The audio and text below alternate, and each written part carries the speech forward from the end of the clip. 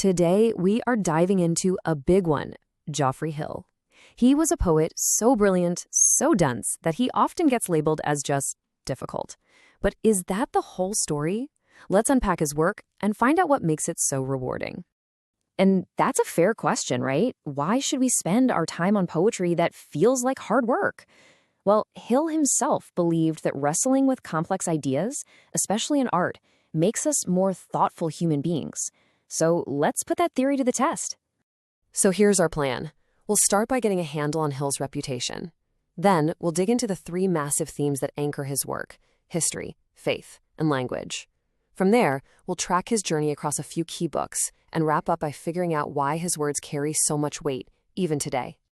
Okay, so first things first. Who exactly was Geoffrey Hill, and what makes him such a heavyweight of modern poetry? Geoffrey Hill was an English poet, and his work, well, it doesn't just ask for your attention, it absolutely demands it. You can think of his poetry as this incredibly complex, intricate machine built to explore the biggest, toughest questions about morality and the human spirit. So when people say his style is dense, what do they actually mean? A huge part of it is that his work is incredibly elusive. He's constantly referencing other things: history, theology, philosophy, other literature. So when you read a Geoffrey Hill poem, you're not just reading one thing. You're stepping into a conversation that's been going on for centuries. All right, let's get to the heart of it. Pretty much everything he ever wrote circles back to three powerful recurring themes. These are the big three. First, history. And not just dates and names, but the real burden of it, the violence and the power dynamics. Then you've got theology, where he's always wrestling with ideas like guilt, redemption, and faith. And finally, language itself. He was fascinated by the moral weight that words carry and how they can be used to reveal truth or to hide it. And this really gets to the core of why people stick with him. That formal sophistication, all that complexity, it's not just for show. It's a carefully built engine designed to provoke a real response in you, to engage both your mind and your heart. So, how did these ideas actually take shape over his career? Let's take a look at three really distinct works that showcase his incredible range and his evolution as a thinker and a poet. We're going to start with his powerhouse debut from 1959, jump to a truly groundbreaking work from the 70s, and then land on a much more personal collection from the late 90s. It'll give us a really great snapshot of his journey. First up is his debut for The Unfallen. Right from his very first book, Hill basically announced to the world that he was a major and deeply serious new voice.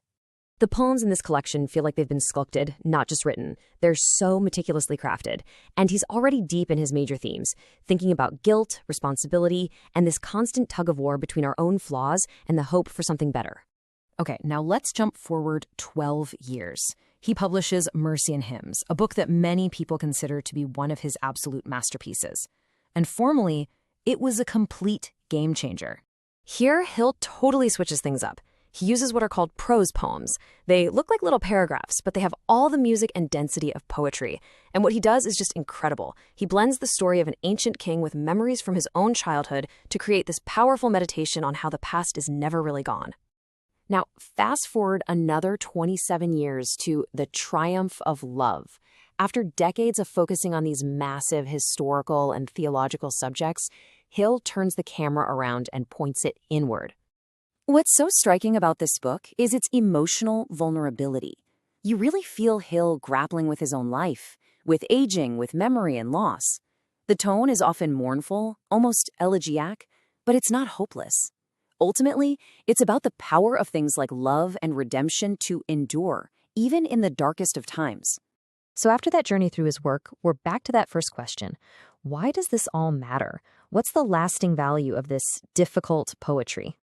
I think it really boils down to this. For Geoffrey Hill, poetry wasn't just about making beautiful sounds with words. No, for him, it was a serious tool for moral investigation.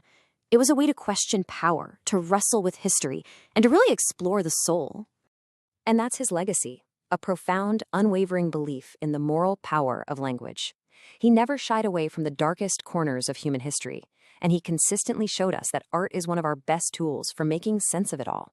It's no surprise that he's had such a massive influence on poets writing today. And so, I'll just leave you with this final thought. Hill's work forces us to slow down, to think deeply, to embrace complexity. In our world of hot takes and sound bites, you have to wonder, what essential truths are we missing?